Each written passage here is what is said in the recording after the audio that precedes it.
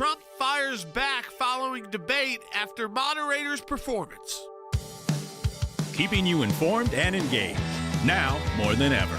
This is Seculo. We want to hear from you. Share and post your comments or call 1-800-684-3110.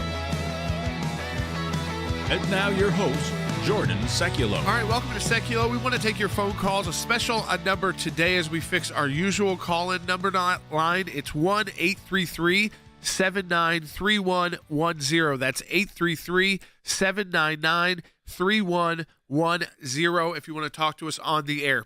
I'm going to be real honest with you right off the bat of the show. There was no way for Donald Trump to win that debate last night after about the first 10 minutes when you saw that the moderators' questions to Donald Trump would always start with a negative. You said this, and we fact-checked it, and you're wrong, or we don't believe that you're right, that you can't actually rely on local media news reports. You have to rely on whatever ABC says is the truth. And then when the questions went to Harris, it was just straight-up questions. She could answer however she wanted, and there was no pushback on her answers about what her actual plans were. So it was Donald Trump really versus three. The question is, Harris wants another debate in October, which is interesting because usually if you thought you had destroyed your opponent in the debate, you would not be the first person out of the gate saying, I hope we have another debate.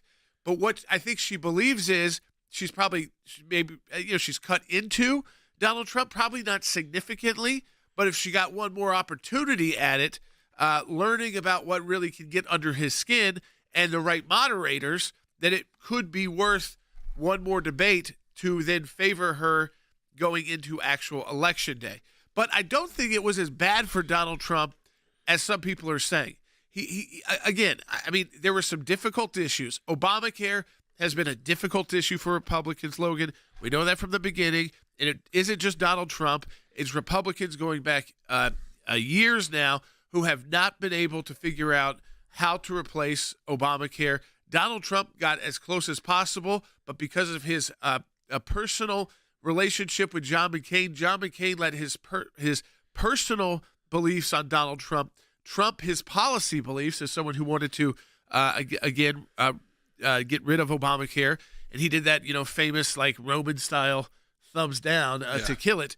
And they brought that up last night. But what are your thoughts? Yeah, I thought overall the debate was pretty lackluster. I was really disappointed in David Muir and the ABC moderators. I think that, to me, was the number one takeaway from this, was how really unfair it seemed. Look, I'm no sitting here as a Donald Trump apologist, but it doesn't take anybody with any sort of news sense or political sense to watch that and not see really what it was.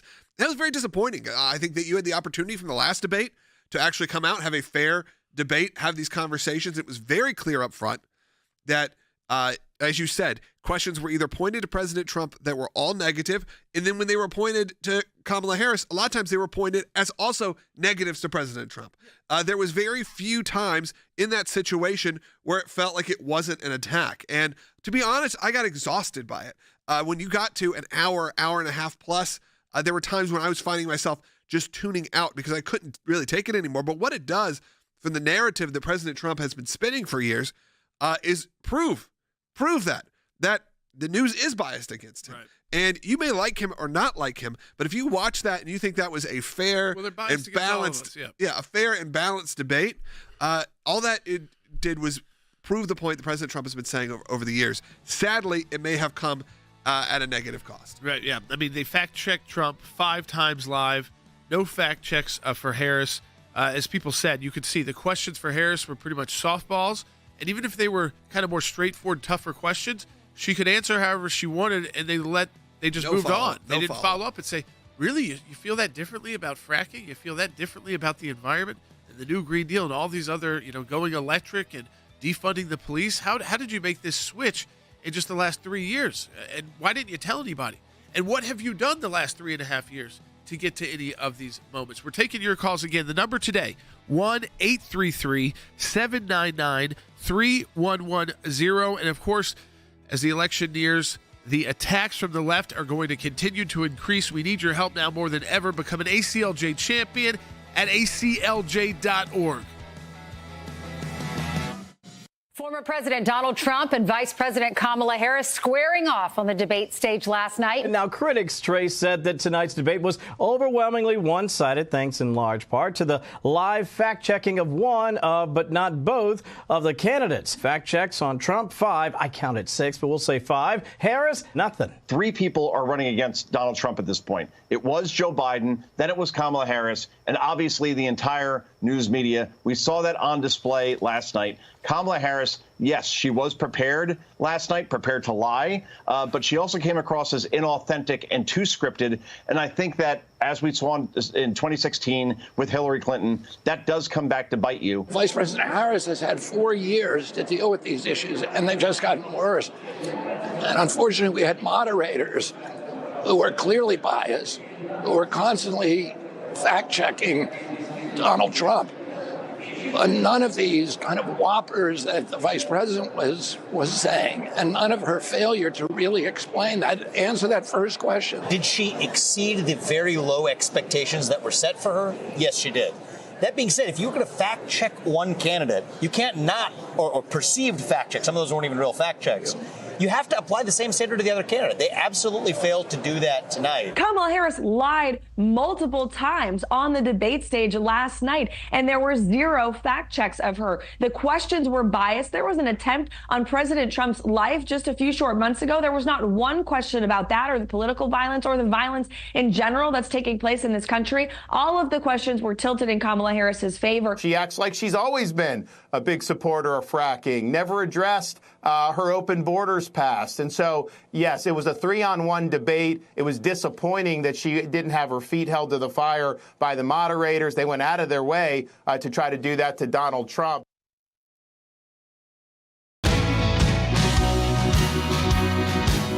Back to Secular. As a reminder, we're going to be taking your calls today. We've got a new number today. We're working on our system. It's 1-833-799-3110. That will get you right to us. We've got one line open right now. We wanted to start off because we know, one, this is a very important issue, if not the top issue, when you kind of combine inflation, the economy all together. That issue and immigration always are about like number 1 and number 2 when they ask voters. Before I do that, though, I do want to acknowledge today, September 11th, and even later in the broadcast, when we talk about more foreign policy with the Afghanistan withdrawal and the embarrassment on the world stage, losing those 13 troops as New York continues to honor both Donald Trump, J.D. Vance, President Biden, as well as Vice President Harris in New York City today. This marking the 23rd anniversary of the 9/11 attacks. And I think, it comes at a time that's relevant because of these discussions about how the withdrawal of Afghanistan was done, being pulled back into conflicts in the Middle East, potentially with the Houthi rebels, with Iran, and of course, Israel and Hamas. So again, we continue to pray for those families, but remember the rest of the families as well. How many young men and women who went to war all over the world, in Afghanistan, in Iraq, and did not come home, or came home with gravely injured, serious injuries as a result of the 9/11 attacks. It was not just the nearly 3,000 Americans lost that day on U.S. soil. It was the thousands of Americans lost combating terrorism in Afghanistan, in Iraq, and terrorism that we continue to combat. I don't know why Kamala Harris said we don't have troops anywhere, because I see reports regularly that our troops are getting fired on in Syria. So however she's trying to walk some fine line there is again, very much Washington talk. But the economy is always front and center in general elections, especially presidential elections. So we want to bring in our Director of Policy, Harry Hutchinson, because, Harry, one thing that popped for a lot of people, and they might not understand it, I'm sure that's why Harris said it that way, was that she announced she's going to give a $50,000 tax credit to anybody who starts a small business. And everybody's thinking around the table then, you know what? I might as well start a small business, because even if it doesn't do well, maybe I spend a few $1,000s. Well, can I keep the other $47,000? Or I could do something pretty wild, a passion project, if you will, and I'm going to be okay. That's not how tax credits work. Precisely. So virtually everyone knows that Kamala Harris knows virtually nothing about economics or the economy. And last night, she proved that by focusing on tax credits. Tax credits only work when and if you make money, and then you have a credit that you can apply against your income. So 50% of all small businesses in the United States fail in the first 5 years. None of those businesses would be eligible for Kamala Harris's tax credit. 20% of small businesses fail in the first year alone. So I think if you really drill down, you find that most small businesses would not be eligible for the Kamala Harris tax credit. And so one of the things to keep in mind is her proposal will do virtually nothing to jumpstart the economy. And so one of the things that we should think about is the comparison between Kamala Harris's promises after she's been in office for 3.5 years versus what Donald Trump delivered in 4 years in office with respect to the economy. Real wages rose by 15%. How do you do that? You grow the economy, you grow jobs, but you do not impose a tax on the American people in the form of inflation, which is precisely what the Biden-Harris regime has done. So again, Kamala Harris, at the end of the day, shows she doesn't know what she's doing, particularly in the realm of economics. Look, we've got bites to play. We've pulled them for people because I know it's tough when it's an hour and a half. Actually, we put to about an hour and 45 minutes. Yeah. And they said there were going to be 2 commercial breaks, but they took one about after like an hour. But the last commercial break wasn't until they came back just for the closing statements. So, I mean, it was long. Yeah, I started tapping out, I'll be honest. You couldn't run to put your kids to sleep. You couldn't run to grab something from the kitchen if you were trying to follow everything. Maybe pause it, things like that. So a lot of people are going to get their news about this debate this morning, especially our listeners. I think a lot of them probably did tune in, but their friends who they'll be talking to likely didn't. And so they're going to see whatever news source they go to is really going to give them the idea of what to take away from the debate. And I think this is when, we have the sound from Harris on her passion about small businesses, like Harry just discussed.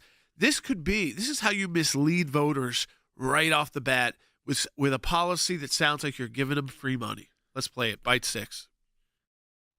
My passion, one of them, is small businesses. My mother raised my sister and me, but there was a woman who helped raise us. We call her our second mother. She was a small business owner. I love our small businesses.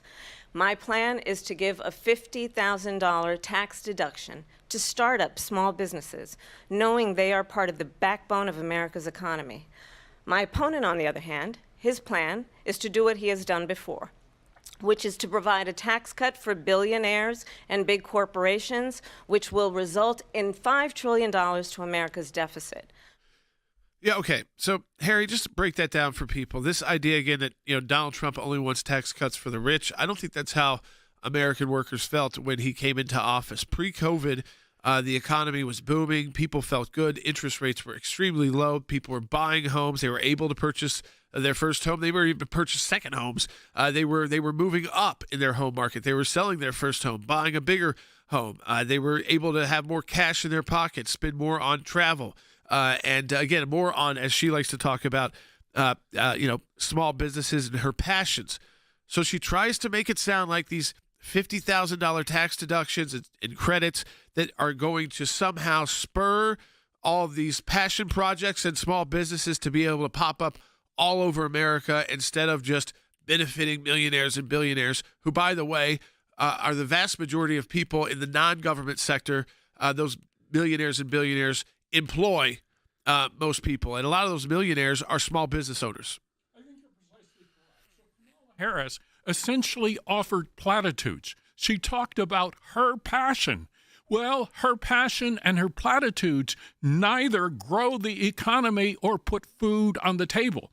By contrast, stark contrast, the inflation rate during the Trump administration was much lower. Everyone remembers how low interest rates were during the Trump administration, notwithstanding the attack lines that Kamala Harris delivered last night. And the final point I would make is that if this was such a wonderful idea and it was such a wonderful policy, why didn't she implement this policy 3.5 years ago? Why is she waiting until she runs for office to announce and support this policy when she had the capability of announcing this policy on January the 20th, 2021? One of the things that was pretty interesting was you saw her distance herself from President Biden, maybe for the first time as clearly. Because I feel like in the last times we've seen her interviewed, she's like, of course, I'm part of the team. I'm the vice president. You know, his policies are my policies. But in this instance, he brought it up, and she specifically said, you're not running against Joe Biden. Yeah. Almost threw Joe Biden under the bus publicly. When in fact, policy-wise, you are. Pretty much exactly the same. She is the vice president currently of Joe Biden. She cannot run away as much as she would like to. But the media didn't fact-check her there. They didn't stop her there and say, but you have been there, like President Trump said, for 3.5 years. Why did you not bring this idea to Joe Biden, these tax credits, so that the economy could improve if you really believe it would, and bring inflation numbers down? Why hold all these policies until now if you're supposed to be an advisor to the president? I mean, take a listen to President Trump on these ideas that Harris kept throwing out without a plan. She doesn't have a plan. She copied Biden's plan, and it's like 4 sentences, like run, spot, run. 4 sentences that are just, oh, we'll try and lower taxes. She doesn't have a plan. Take a look at her plan. She doesn't have a plan. Logan, you went through that plan that day that those policy plans went up. Yeah, exactly. I mean, they were pretty generic, and a lot of them were. We know from the metadata. And yes, a lot they of were copied and pasted right from Joe Biden. So she says she's not Joe Biden, but her policy page is. Yeah, I know a lot of callers have those questions and comments. If you're on hold right now, we're going to take your calls coming up here next segment and the segment later on the broadcast. But we're jammed right now. So, no, you've got a lot to say. So stay on hold right now. But we do want to encourage you to also, after you saw last night what we are up against, you saw how unfair it was. You saw the work they've been doing to really undermine a lot of the work that we're doing here at the ACLJ. Yeah, we have big fights coming up, and the deck is stacked against all of us. We're going to need your support to help us protect your rights and freedoms. Please become an ACLJ champion and make a monthly recurring gift at aclj.org/champions. We're fighting the Biden-Harris weaponization of government against our colleague Tulsi Gabbard and other conservatives. With a 4th round of FOIAs coming up, we're fighting a Kamala-inspired attack on pro-life centers in Massachusetts. We're battling the radical left's attack on school choice with a major court filing at Ohio Supreme Court late last night. And that's a little bit of a preview. We're going to talk about that filing tomorrow on the broadcast. Today, focusing on the debate, but we're in court in Ohio. Donate today, ACLJ. One of the most contentious exchanges of the night on abortion. President Trump, you've often touted that you were able to kill Roe v. Wade. 52 years they've been trying to get Roe v. Wade into the states.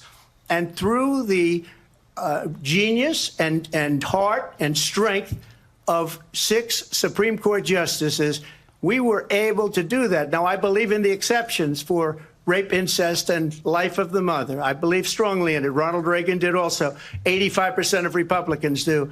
Exceptions. Very important. But we were able to get it, and now states are voting on it.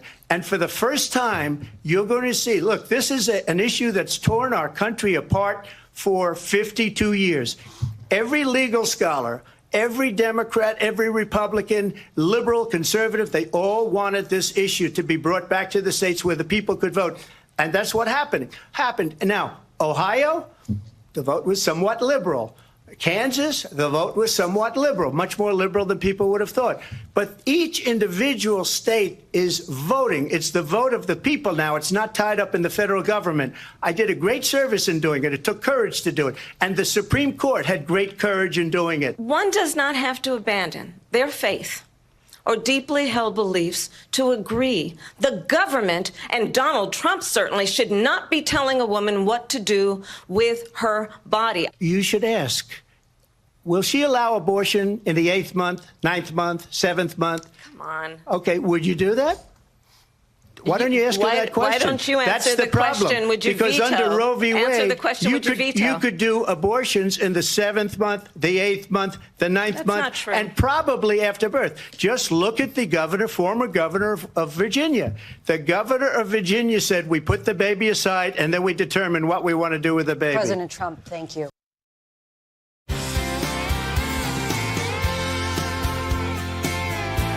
All right, welcome back to Secular. We are taking your calls, 1-800-684-3110. Listen, a couple of just takeaways for me. One, Donald Trump walking into the Lion's Den. Listen, did he come out with some scars? Sure. Do I think that this is going to change? Like all these people are saying, oh, this has totally changed the outcome of the election. No, I don't think I just don't think it was that level of debate. Harris did better than she's done before, but we have very little to even go to with Harris other than very short interview she did with Dana Bash, and then also, her previous debate performances, which some were good and some were not good, as we talked to Tulsi Gabbard, our colleague, about that yesterday, that she would prepare, come in like a prosecutor. I'm not sure a word Harris said last night wasn't something she memorized. That does show that she can prep. Okay, she's someone who's a serious politician. She's made it all the way through the California Democrat political system to the vice president's office and now as a presidential candidate. So if you spend a week prepping, you can basically have a statement for everything. And if you're not going to get any pushback, Logan, from the moderators, so you can basically claim whatever you want. Abortion means this. Roe means this. There's no states that allow this or that. And then it just moves on to another question. Well, that makes it really easy. You just memorize what you're going to say, what you have tested with poll testing to audiences and the group that you're looking to impact the most, and you know that there's not going to be any pushback. And you have a general idea of probably the 5 main topics that are going to come up, and you prep for that. But, of course, they didn't do that to President Trump. Let's hear this sort of supercut of all the fact checks that happened on President Trump and, of course, did not happen on Vice President Harris. There is no state in this country where it is legal to kill a baby after it's born. President Trump, as you know, the FBI says overall violent crime is actually coming down in this country. I just want to clarify here. You bring up Springfield, Ohio, and ABC News did reach out to the city manager there. He told us there have been no credible reports of specific claims of pets being harmed, injured, or abused by individuals. I did watch all of these pieces of video. I didn't detect the sarcasm, lost by a whisker. We didn't quite make it. And we should just point out here as clarification, and you know this, you and your allies, 60 cases in front of many judges, many of them no Republican. Judge looked at it and said they there was said no we didn't have widespread fraud. standing. Nancy Pelosi was responsible. She didn't do her job. The question was about you as president, not about former Speaker Pelosi. Yes, former Speaker Pelosi is the one who has the ability to protect the Capitol and call on the National Guard. That's her job, separate from the President of the United States. So that's what it was talking about there. Talking about those reports about animals, they're everywhere, Logan, and they're not.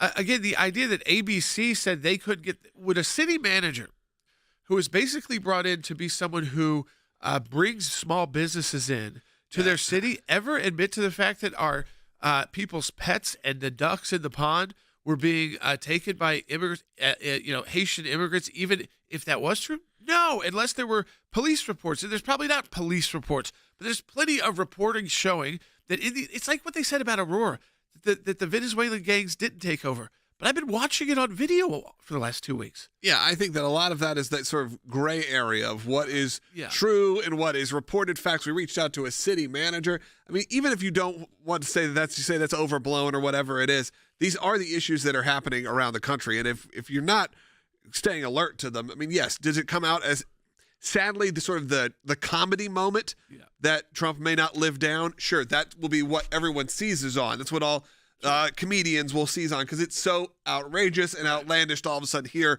something like they're cooking your pets. A lot of what he said is outrageous and sounds like that until you see it's true. Right. He said that about so many different issues, immigration being one of them, the threat from China, and then what do we see? We see the immigration, just the amount of illegal immigrants into our country, which is hurting our economy. We see the U.S. jobs of American-born workers have gone down, non-American-born workers going up, and we also see the wars raging around the world and getting close to even more potential conflicts. This, again, you were going into a situation where it could be 3-on-1. You're never quite sure.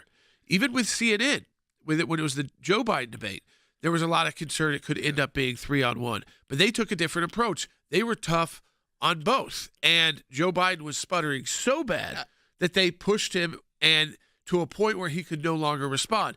Neither one of the candidates last night got to a point where they couldn't respond. But I think if you are President Trump, you need to get the message out now about what were the lies from Harris. And there were a number of lies, especially when she has to go through that values thing she goes through about, I haven't changed. My positions can change, but not my actual values. Everything felt like a lie. It felt like it was a lie over and over and over again. It felt like a night of lies. Let's watch this. A night of people saying what they want to say with no accountability. It really just kept coming up. Even my children, sort of, even when they were watching it, they said that. They were like, this just feels like we're just being lied to. The MAGA hat line did go over very well with my kids. They thought it was hysterical. So that went over pretty big. We do have a packed bunch of phone calls right now. Let's go ahead and take one. Sure. Let's go to John, who's calling in New York, who is listening on the radio on line 3. You're on the air.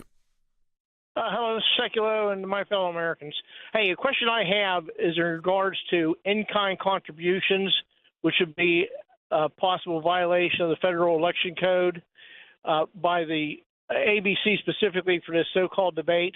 And would there be cause for the Senate and the House, assuming they can control, the Republicans can control it after November, after January, to investigate if there's violations of the election laws? And since I'm just going to say no, John, no. Donald Trump was voluntarily there. And kind of knew what he was getting himself into a little bit. Knew what he was getting into. Knew ABC was the toughest on him when it came to each night pointing out what they call lies, and he decided to go for it again. And there is no presidential debate commission to really set a format anymore for these debates. So we follow the same rules kind of as CNN, though the mics were not totally off, by the way. Can we talk about that? They definitely did not follow the rules. I mean, the first question lasted like 12 minutes. I was timing it. It took forever. This was not something that the CNN was so strict on it, and I think that actually benefited them. They were not strict on it and just kind of got walked over. And if you talk about these networks, listen, we could reach out to as many Democrats as we want, but we're going to have a lot more Republicans that are going to say yes to come on our show. So as long as those ABC is saying, well, we put out a request to talk to someone, they're clear, they're covered. It does. So it's a lot of that is that Republicans won't go on because of exactly what you saw last night. It's not worth it to them politically. Now, in the presidential setting, if you wanted to get in a debate with Harris, listen, I mean, you saw if you could kind of ignore the moderators, which is tough to do, Logan, but kind of like close your eyes, ignore the moderators. You could imagine the two different political positions that were being put forward last night. The ideologies cannot be more different. And so I think that's why, unless you're a voter who just votes on feel, I don't know that it changes anyone's mind in the key battleground states. I actually thought it was pretty interesting. We got about a minute, so we can play this. This is J.D. Vance and his response to the eating of the animals. And I thought this was actually pretty fascinating.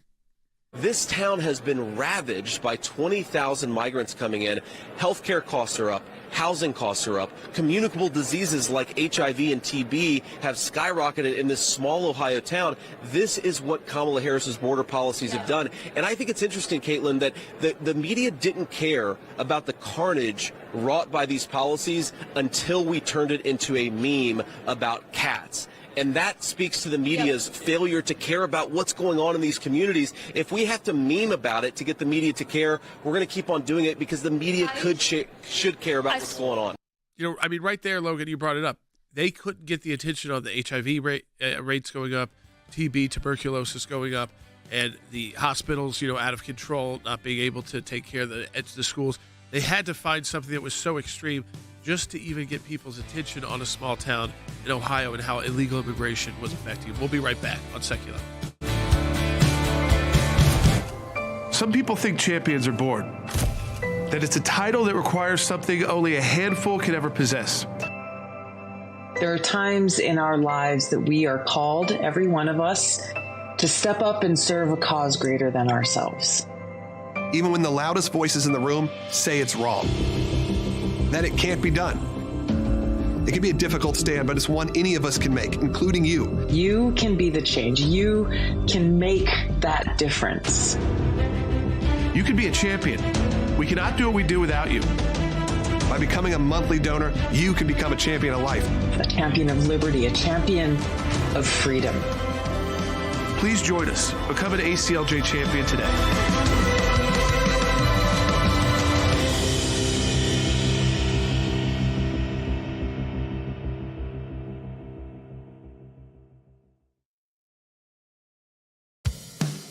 Keeping you informed and engaged, now more than ever. This is Seculo.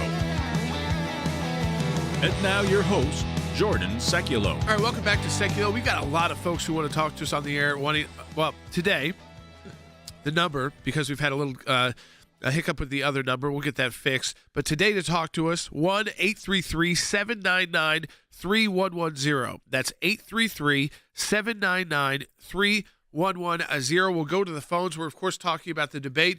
I mean, listen, I've given my first reaction. I'm not trying to say, I'm not going to be one of those Republicans that say, oh, yeah, Donald Trump blew it out of the park last night. He killed Kamala Harris. That just didn't happen. It was 3-on-1, and Kamala Harris ended up looking better than she ever has at any moment in this entire campaign, even better than her DNC speech when they came out of that. So I expect she could get some kind of bump in the polls. I don't think it will last very long. I think ultimately this will come down to issues where inflation is, where the economy is, and individual voters and how they are doing personally. And do you like the idea of more government or less government? And are we able to get our policy messages across about why the policies Harris is proposing are bad and they haven't worked? You could look at that because they haven't worked for the past 3.5 years. She says I'm not Joe Biden, but she is Joe Biden's vice president. So she owns that entire record, like it or not. And so those policies have not been working. We see less Americans getting jobs in the jobs report and more foreign-born workers getting jobs. We see the inflation numbers continuing to make it tough on Americans to buy a home, to the grocery bills, the gas bills, everything. It's just been a tougher time, and you see the world at war with kind of no end in sight. I mean, it's going to be It's September 11th today. It reminds us of not just those who lost their lives on that horrible day in New York City and Pennsylvania, but all those young American soldiers who lost their lives fighting terrorism in Iraq and Afghanistan. And you know what, too? I mean, the Dick Cheney. I want to go back to that, too. Well, it's wild. The Dick Cheney endorsement and the fact that Harris is welcoming endorsements like that, these are people they called war criminals up until like a week ago. Yeah, it just shows they have no backbone, no soul, if you will. Company guys. Right. This is Halliburton. This is you went to war just for your company to get more oil, and now they say, oh, it's great that Dick Cheney is support. I don't even think he wasn't John McCain. Most Republicans don't want Dick Cheney's endorsement. Yeah, not right now. Republicans, no, never. No, not to see where. If you look back in history, he made a lot of bad decisions. Yeah. Let's go ahead and take some phone calls. Let's go to Mary, who's calling in Maryland, and she is an ACLJ champion, and ACLJ champions get priority calls. So I just knew you were on hold still for a while, but we appreciate it. Still first up, Mary, you're on the air. Thank you so much for taking my call and for all that you do. My concern is I thought that Harris did actually an excellent job, especially compared to Biden in her presentation.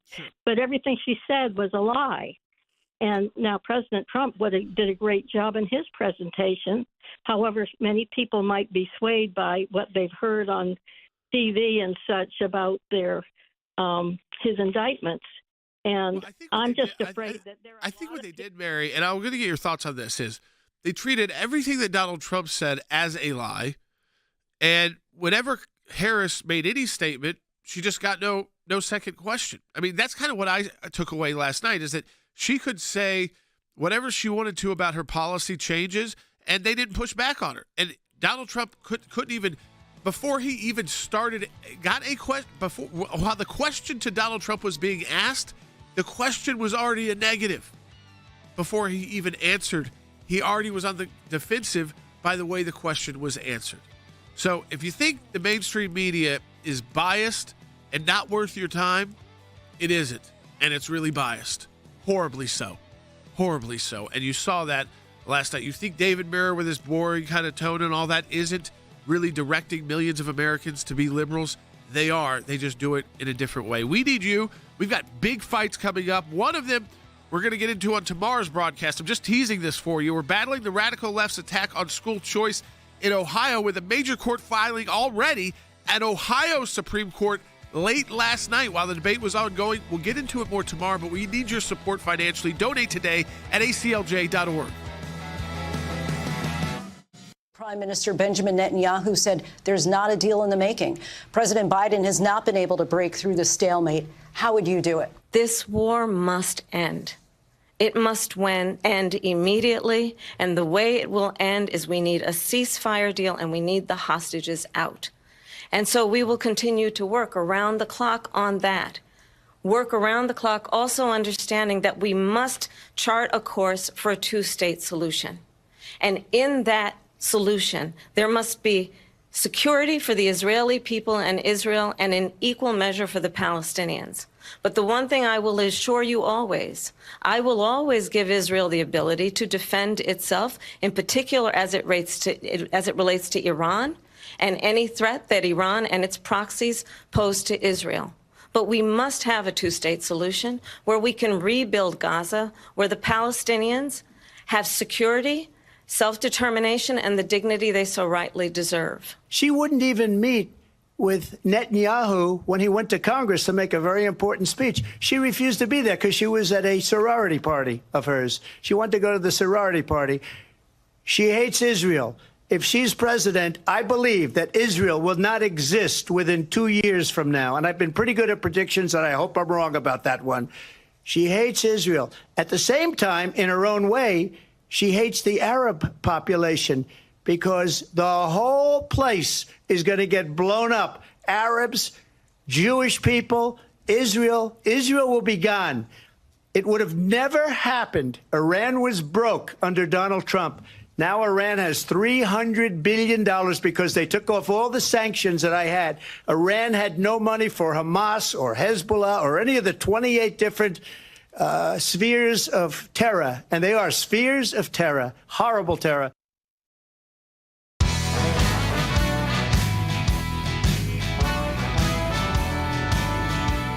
All right, the topic of abortion we know is going to be front and center. It has been front and center in the midterms last time around, in different elections, and now in this general election. Now, so far, the topic of abortion, once Roe versus Wade was overturned, has mostly been battled out in the states. And Donald Trump pointed out, in some states, even states that will likely vote for President Trump have put in place ballot measures, or the voters have actually voted in support of ballot measures that are pretty pro-abortion. So you can't just look at a state and say, oh, that's a red state, so the voters there are going to vote and ban all abortions. And then you can't just look at a kind of a purple state and say, well, this is what the legislature is going to do. I kind of want to start off because we do have questions about this. I want to take this call from Julie in Texas online, too, because I think it sets up perfectly. And we got Cece Howell joining us in the studio. Exactly the questions and the answers that people were looking for last night. Hey, Julie, welcome to Seculo. You're on the air. Hey, thank you so much. You guys are a light in the darkness. But I just wanted to ask, Kamala said that there was no state where abortion at full term was legal, or, killing your baby after it's born was not legal. But I know there's been so much done. I'm just ignorant. Can you tell us what is happening in that? All right. Yeah. So, Cece, 7 states and the District of Columbia have 0 restrictions on the gestational age of a baby being aborted. That means abortion is legal through all 9 months of pregnancy. Absolutely. And we can go through the list for people right now. To the moment that a child is born. And those 7 states for Julie: Alaska, Oregon, Colorado, Minnesota, which is Tim Walz's state. He signed that legislation saying a state can't interfere with abortion. New Mexico, Vermont, New Jersey, and District of Columbia. And I want to point out, too, just to kind of even go further, one of the moderators who jumped in to be a debater, made a comment of, Mr. President, there is no state that allows a baby to be killed after birth. But she absolutely wrong. I'll fact check her, because in California, we actually fought these bills in California, Maryland, and New Mexico. We won in Maryland, but California and New Mexico have passed legislation that does not allow investigations into deaths of babies during the perinatal period, which the perinatal period is up to 28 days after birth. So absolutely, there are states where if a baby dies within the 28 days of birth, an investigation cannot be opened up into that death. Yeah, one of those is Harris's home state of California, New Mexico as well. We beat that in Maryland, that perinatal term being utilized. But just to remind people also, 18 additional states allow abortions 24 weeks or later. That means some third trimester abortions. So when Harris was asked about that, she totally ignored the question. And again, she wasn't pressed. I don't know if we had that bite, Will, but I mean, that was just another one of those examples, CC, where when she got pushed on, where do you stand? She would just say, that doesn't exist. And the moderators would say, that's true. But here you are listing off states for you right away, 7 that have no restrictions on the age of the baby being aborted. Yeah. None. Okay, so ABC lied to the American people last night. They didn't do their homework, but they want to lie to the American people. They don't want you to know that this kind of abortion is legal in 7 states plus D.C., and then another 18 states allow it into the third trimester. And this is in the post-overturning of Roe versus Wade world, where they were all crying, oh, this is the end of abortion, and it's gonna return to the back alleys, and that's just not true. Yeah. And when she was pushed on it saying, would you do you have any restrictions? And she simply said, I will reinstate Roe v. Wade, as if to indicate that Roe v. Wade had any restrictions on abortion. And that is false as well. Roe v. Wade did not restrict abortion at any point. What it did do is it allowed states to only be able to intervene after a baby was viable. So there was no cap, but there was a time period put on states when they could intervene and actually put limits on abortion. This is about 1 minute and 20 seconds, but this is Harris, the moderator, and Harris on abortion. It's 1.5 minutes. See what you actually take away from Harris's answer. Vice President Harris, want to give you your time to respond, but I do want to ask, would you support any restrictions on a woman's right to an abortion? I absolutely support reinstating the protections of Roe v. Wade. And as you rightly mentioned, nowhere in America is a woman carrying a pregnancy to term and asking for an abortion. That is not happening. It's insulting to the women of America. And understand what has been happening under Donald Trump's abortion bans.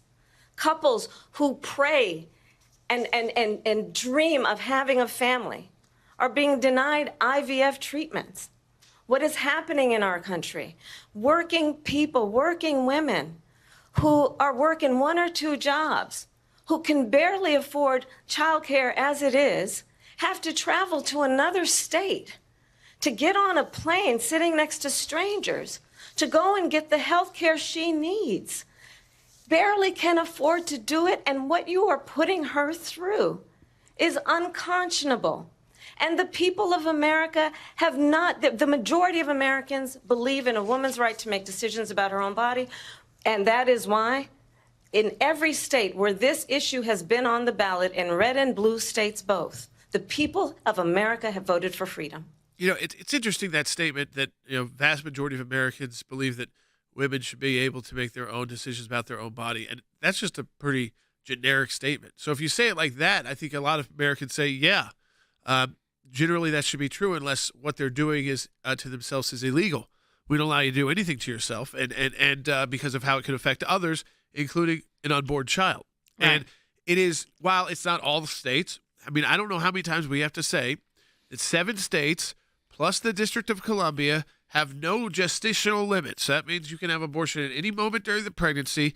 That's 7 states plus D.C., and another 18 states allow abortion into the third trimester. 2 other states have no protection for children who are born alive from botched abortions. That's both California and New Mexico. We fought back. Maryland was about to put that in place.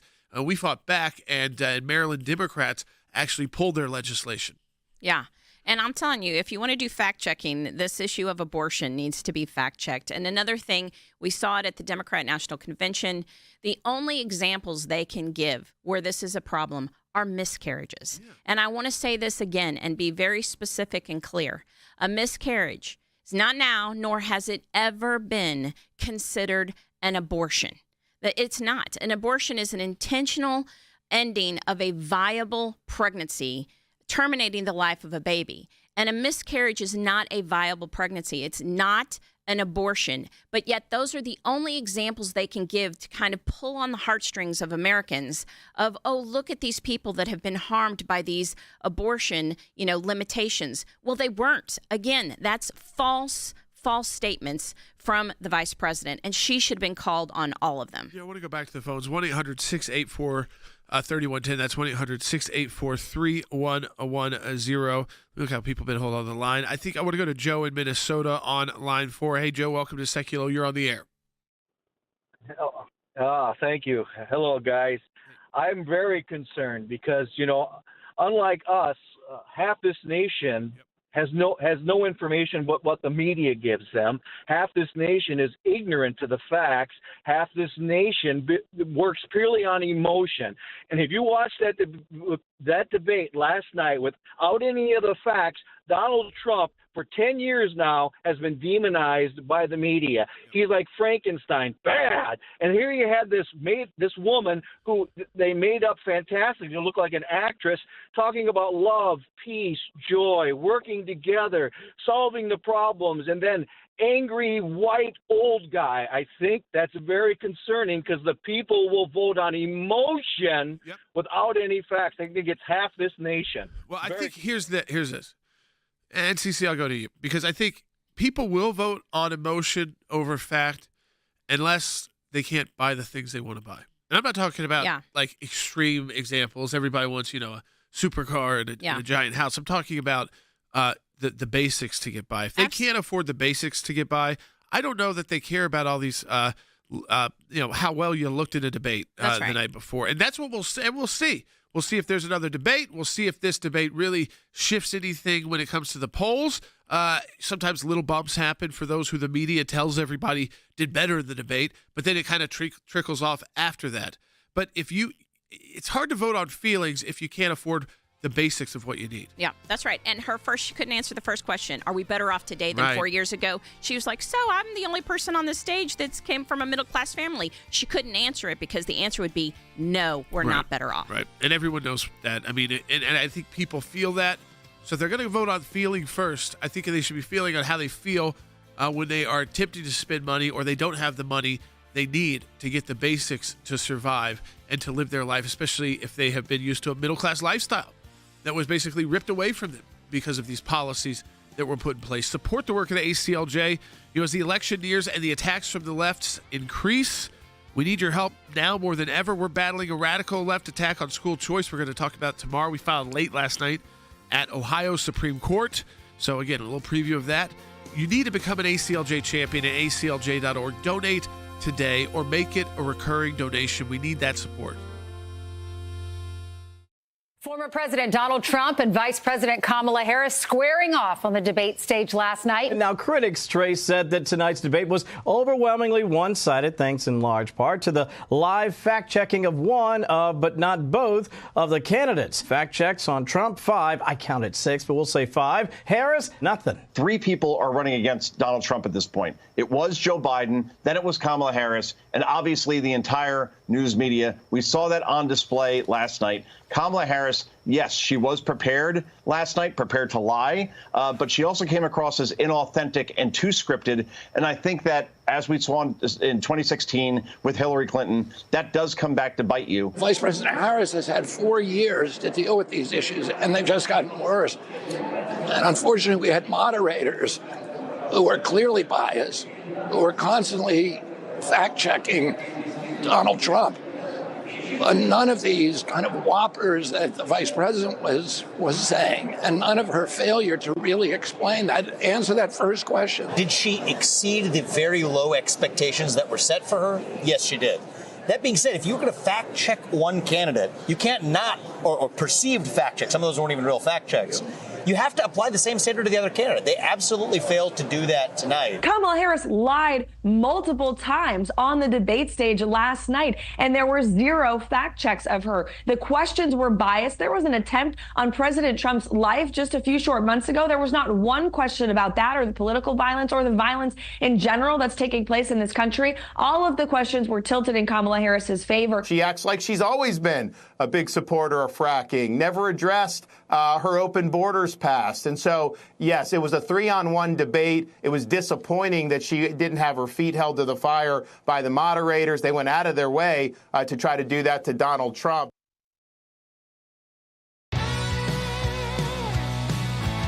All right. Final segment of the broadcast day. It's gone by quickly, much quicker than the first hour of that debate last night. Think about it. We actually get, with a couple commercial breaks, and ours are very short. I kept waiting for that first commercial break, though, because let me have time. It's kind of just started. They didn't have their opening statements. I need to run to the restroom to get my kids asleep. No, they didn't give you the opportunity. It was way late. But let's go ahead and kick it off. Yep, we'll go right to the phones at today 1-833-799-3110. And obviously, people got that new number because we are packed with phone calls. Yeah, let's start with Rhonda, who's calling. She's ACLJ champion, so you get priority. Rhonda, you're up. Thanks for being a champion, Rhonda.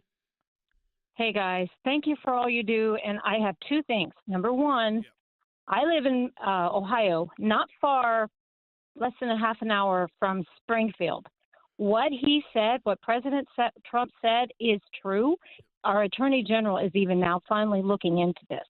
I have seen some clips of people coming to the board meetings in Springfield because there are people that can't even stay in their homes because they're squatters in their yard, and there's more to be said. But, yes, they are eating people's pets. And number two, Ohio. Oh, my goodness.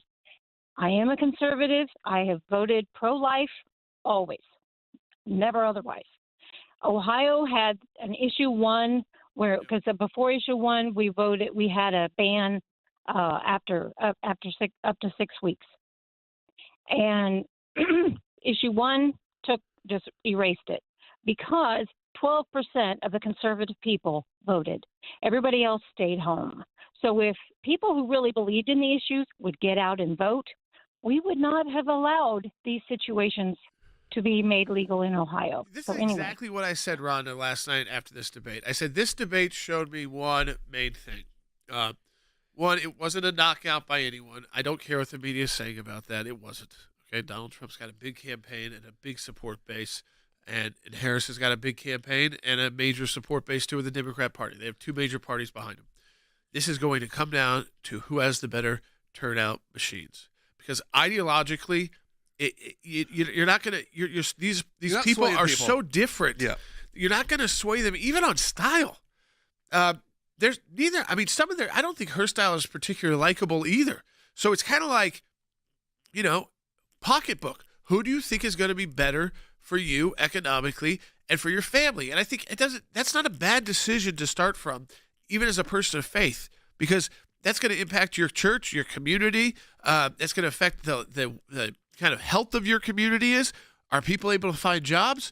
Are they able to kind of get themselves out of tough situations? Or are we kind of spiraling into this country where the middle class no longer exists? Yep. Let's go ahead and continue on. Let's go to Colette, also an ACLJ champion. You're on the air, Colette, in Pennsylvania. Yes, hello. How are you? I'm just calling, and I just want to say I am an ACLJ champion, and I just want to let you guys know that I love you, and I do share this information. But I was calling in regard to the fact check moderators and how they didn't. That was not right. They were putting stuff right then when they said the rules that they couldn't do that without doing both of them. And then what were the phone? I mean, was it muted? Muted, because I could still hear people. Harris.